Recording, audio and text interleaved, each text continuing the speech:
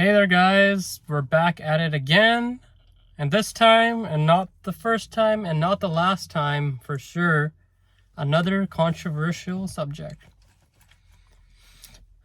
Unpopular opinion, which many agree to, but in my opinion today I will be speaking about the hypocrisy in regards to how it is destroying civilizations today in the means of feminism, not feminism that we had years back, but toxic feminism, which is about hating men.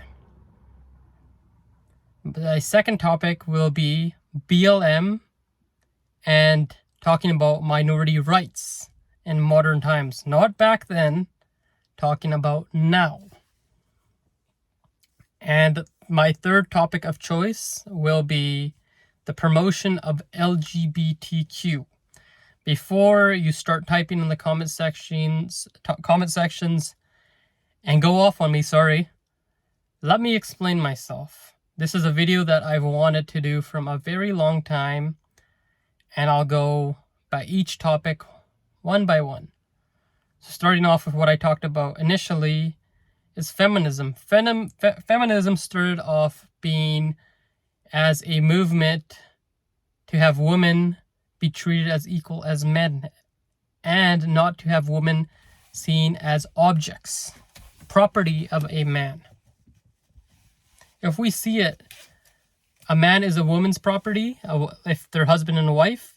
A husband is a wife's property, and a wife is a husband's property. They both own each other. Once you're married, you own one another. You should respect one another. Before, women would be abused. They did not have the right to vote. Back in the 40s, I know in Canada, women weren't supposed to vote. But what is feminism now? Feminism now has broken the sense of a nuclear family. Women wanting to be independent, while still wanting a traditional man. Modern women want men to buy them things, work, make six figures, everything. But at home, there's no dishes cooked, and the house is a mess, and children aren't taken care of. Modern woman, there's nothing wrong with wanting a traditional man. But if you want a traditional man, you have to be a traditional woman yourself. So I'm not saying that your value is any less. A woman who cooks, a woman who cleans, a woman who is a housewife should be respected as much as an independent woman. I'm not saying that.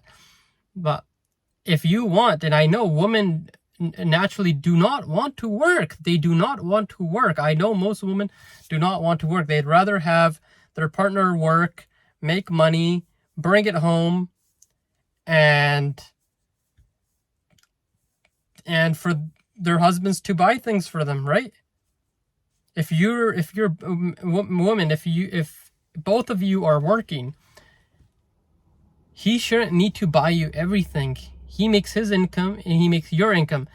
So if his money is yours but your money is not his and you guys are both working, how is that fair? And I'm talking about, let's say if you guys are making the same amount. And that's the thing, especially with a lot of the women coming into the workforce, another unpopular opinion. But before, back in the day, when a man would mostly work, there was less competition, so the wages were extremely high at that time. And a man could take care of his family. Now, having both genders in the workplace, it is very hard to afford. Women can work if they wish to, but I'm just saying the society, how it works, it has now made women biologically and naturally behave in ways, and it's all psychological through social media and everything, to make a man more feminine and a woman more masculine. And that is not attractive at all. Looking for a partner, that is not attractive at all. But I just touched base on this topic minorly, so I'll go to the next.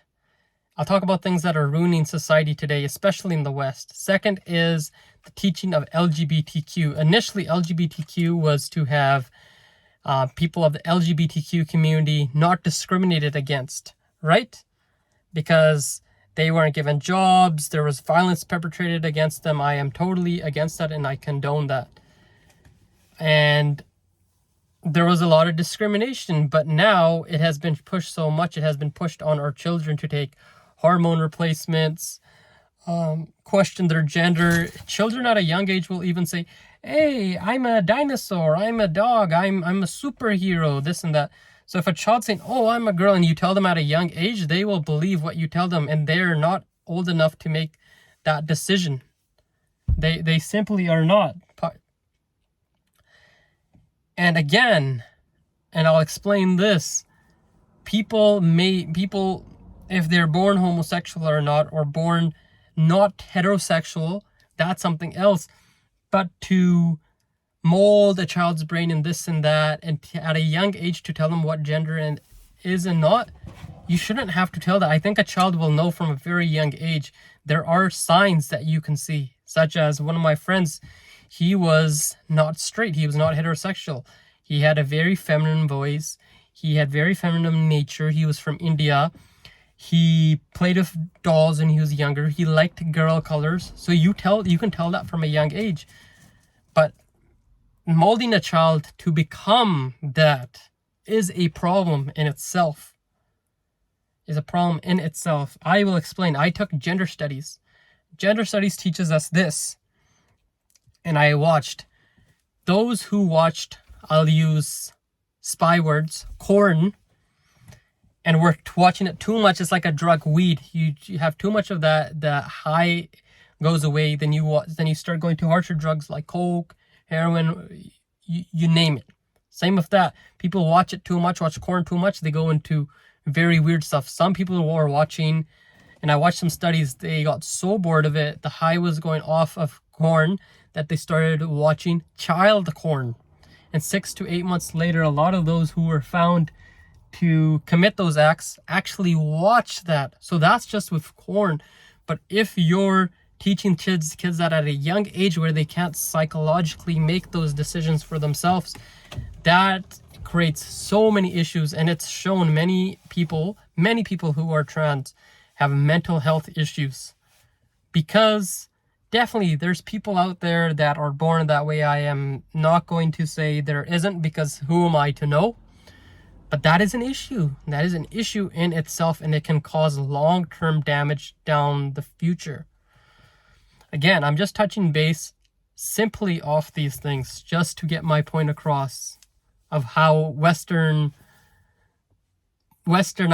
or whatever you want to call it, or the stuff that's being put onto us to destroy our societies is happening. Third is Black Lives Matter or minority rights. This one is a much more touchy subject. Black Lives Matter, a lot of minority issues that go around. Whether you like it or not, these things people are crying about, definitely there is racism against minorities, but there is so much changes that minorities can help themselves within. I am not black, but I'll just touch simple basis off this because I don't want to get too controversial, because I am not black. But with Black Lives Matter, yes, there's cops killing black men, but the thing that's killing black men the most is black men killing other black men. And this is happening due to single father households and many other issues, right? So, and BLM, the organization, I'm not saying the people itself, the organization ignores it because they have a certain agenda which is not really for BLM. Punjabis, we tend to complain a lot about, oh, this is happening, that's happening, oh, this community is attacking us, oh, in Pakistan this is happening, or look in India, this is happening, look what the government's doing with us, Christian missionaries. What do we do for ourselves? Think about it. What do we do as individuals for ourselves, right? And then there's so much hate towards, and then another topic is I talked about women's, LGBTQ, as well as minorities. And who is none of them, and who's committing the most suicide, and which is having a suicide epidemic? White men. White men don't have a voice. They are not a minority. They are not women. So they haven't historically been oppressed. And number 3 is they are not LGBTQ, so their suicide rates goes a lot because they can't even express themselves. That's another thing that I want to address. At the end of the day, the groups who were discriminated against before, as a male, even at my work, I am heterosexual, and I am a male, and I get it at my work because my work is mostly female, and I'm the only one that works the day shift, so I get the heck from it, and it sucks. So there's a lot of discrimination. Discrimination was wrong in the past, and now it seems like it's revenge discrimination now, and it's not right at all. I've seen white men put down. I've seen this put down. It's totally unacceptable. One of my white male coworkers quit. And a lot of my white male clients complain a lot about how the women at my workplace don't treat them. I cannot give my work organization because it is confidential. But karma is there.